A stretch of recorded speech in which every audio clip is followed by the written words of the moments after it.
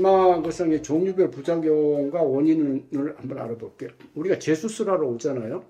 그러면 이 사람이 이전에 무슨 수술을 해서 재수술하러 오는 건가? 이마에 불만이 생겨서 오긴 왔는데 이 재수술하러 왔다 이거예요. 그런데 이전에 무슨 수술을 했길래 그 수술별로 이제 한번 따져보자 이거죠. 이전 수술 방법이 이마 축수술로 오는 경우는 거의 오시는 이유가 이마 축소가 덜 돼서 오시는 겁니다. 대개 보면은 이마 축소술로 해서 오신 분은 결국 이마가 아직 잘라낼 여분이 더 있음에도 불구하고 이마 축소가 덜 됐다. 그래서 결국엔 재수술도 이마 축소 수술로 재수술을 합니다. 그 다음에 두피 관상절개 이마거상. 관상절개로 해서 하는 사람이 재수술하러 왔다. 이런 경우는 어떤 경우가 주로 많냐면은 두피 관상절개는 어떨 때 하냐면 이마가 너무 좁을 때 아주 깊은 골짜기가 있어서 이마가 많이 넓어져도 상관없는데 확 잡아당기고 싶을 때 그럴 때 하는 거거든요. 그런데 이마가 적당히 넓은 사람은 이걸 해놓으면 이마가 너무 넓어져 오는 경우도 있어요. 너무 넓어졌을 경우에는 이마 축소 수술로 재수 수술을 합니다. 또 한 가지 두피 관상절개는 되게 보면은 이마에 어떤 이물질이 있을 때 그러니까는 실리콘이라든지 넓적한 실리콘 고체를 갖다가 보형물을 갖다 넣었다든지 뭐 이런 거 있을 때는 내시경으로 그거 제거 못 하잖아요. 결국 절개해서 빼내고 잡아당겨서 거상해야 될 거 아니에요. 이마에 주사를 맞아서 이마가 울퉁불퉁해요. 그런 경우에도 두 개 관상절개를 해서 층층이 박리해서 이물질 다 제거하고 잡아당겨야 됩니다. 내시경으로 안 되죠. 그런데 그게 부족하게 됐을 때 그게 아직도 울퉁불퉁하게 남아있다. 아직도 그 문제가 남아있다 이거죠. 어떤 이물질 같은 게 남아있다. 이런 경우에 내시경으로 다시 재수술할 수 없겠죠. 결국에는 똑같은 수술 관상절개로 하든지 아니면 이마 축소로 해서 이마를 좁히면서 하든지 둘 다 관상절개 방법이에요. 그렇게 해서 수술로 해서 재수술을 해결합니다.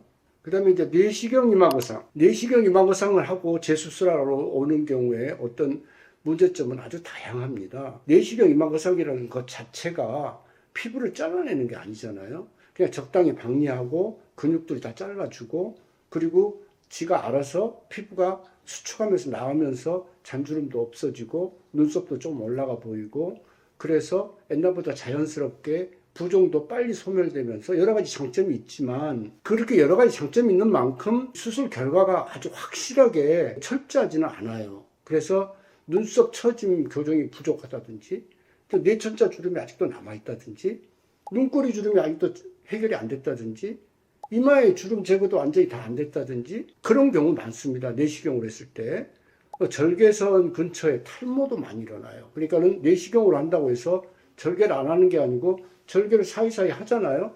그 사이사이 한 데가 보통 터널링 방식이라서 뼈에다 구멍을 뚫어서 이렇게 실로 거는 방법이 있어요. 그걸로 해서 이렇게 걸어주는 그런 본 터널링 방법으로 해서 이마를 내시경으로 해서 고정을 하면 뼈가 흡수됩니다. 뼈가 이렇게 터널 난 데를 따라서 나중에 만져보면 뼈가 오목하게 들어가 있어요. 거기로 있어 나일론 실 같은 걸 끼워서 그 피부를 잡아당긴 부분이 이 나일론 실로 해서 걸어서 잡아당기면은 우리 낚시줄 같은 걸로 해서 걸어당기면 그 부분만 쏙 들어갈 거 아닙니까?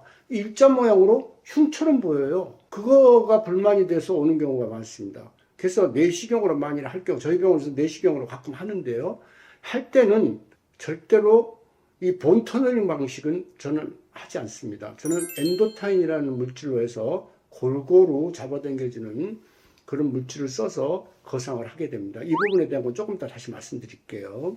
그래서 이제 해결하는 방법은 여러 가지 방법이 있죠. 이마가 이런 여러 가지 문제점이 있어서 이제 수술을 했는데 여러 가지 문제점이 있어요. 그래서 왔는데 보니까 이마가 너무 좁아요. 그러면은 관상절개를 할 수도 있고 이마가 너무 넓어졌어요. 근데 탈모도 좀 일어나고 그래서 이마가 넓어지면 이마를 축소하면서 할 수도 있어요. 눈썹화 거상술로도 할 수 있고요. 눈썹 부분이 떨어진 게 해결이 안 됐어요.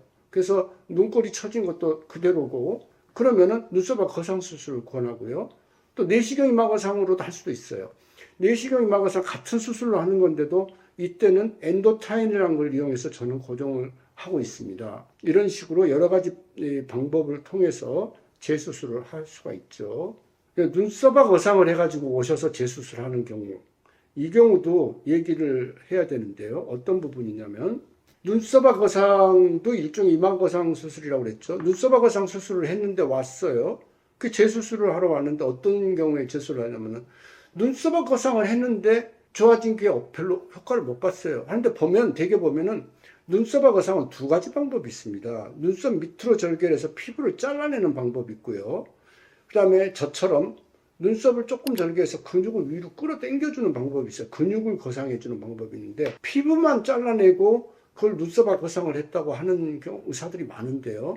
이런 경우에는 보면 피부 잘라내면 눈썹이 오히려 내려갑니다. 그래서 이마에 주름은 좀 펴질지 몰라요. 왜냐하면 불편하니까 눈썹을 들었다 놨다 하는 버릇이 없어짐으로 해서 이마에 주름은 좀 없어질지 몰라도 눈썹은 오히려 더 쳐져 내려가서 모양이 이쁘지 않아졌다 이렇게 하는 경우가 많아요. 이런 경우는 다시 절개를 통해서 근육을 거상하는 방법으로 눈썹 거상을 합니다. 이렇게 해서 각 수술별로 증상별로 재수술하는 그 수술 방법도 다 다르다 이렇게 아시면 될 것 같아요.